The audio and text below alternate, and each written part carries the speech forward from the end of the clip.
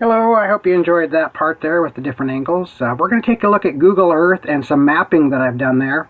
And we can lay the recent map that I just make over the top of Google Maps, and then we can zoom out and look around, and we can come all the way back in again to this same location and take a closer look at our maps that we've made that we overlay on the Google Maps. We can see different things that are going on, such as plant health. There's one thing we can look at. And if we turn these on and off and toggle them, we can see with our current map and maybe the underlay map where these data points fall, and you can take a closer look. Now the nice thing is, it is high resolution, and we can zoom right down in there, and we can take a pretty close look with the map that we've made that is current. And this is going down in Google Earth, and you can turn it and you can see the 3D coming up. So I'm going to go ahead and just let you see that happen.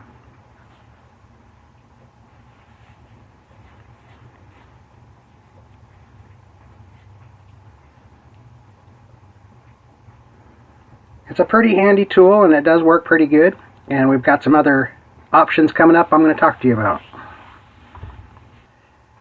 Drones have the ability to collect images and data over large areas quickly.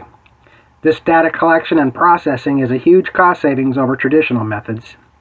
The uses for drones in analyzing or documenting has many more options than I can list here, but we're going to go over a few of them. Here are some examples from the company I've been using recently.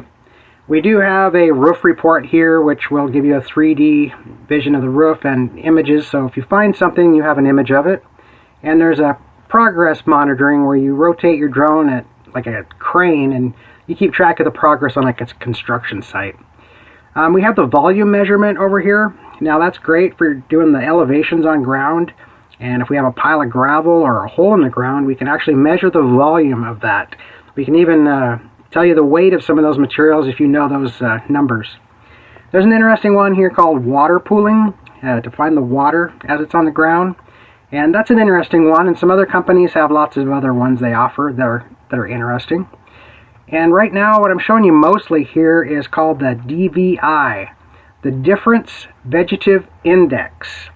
And I kind of explained that here off to the side with the three diagrams of a dead leaf, stressed, and healthy, and you see the different colors reflecting. That's the basic way this happens. And the drone itself is able to come in at the proper angle, sometimes with a different camera setting and other things that we set up to grab this kind of data. So we can cover a lot of ground really fast, and then we can look at this data later and get closer to it. And there's all sorts of stuff that we can look at.